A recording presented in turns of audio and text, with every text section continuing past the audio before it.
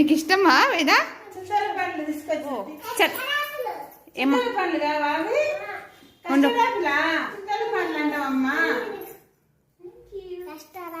ఎవరిచ్చినమ్మా? అబ్బా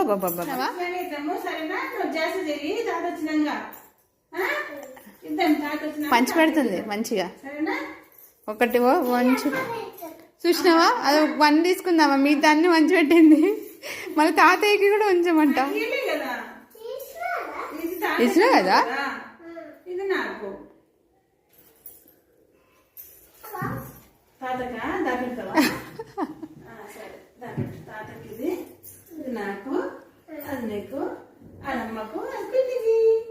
వా, ఇంత గుడ్డలు తల్లి నువ్వు. మీ ఆమెదా?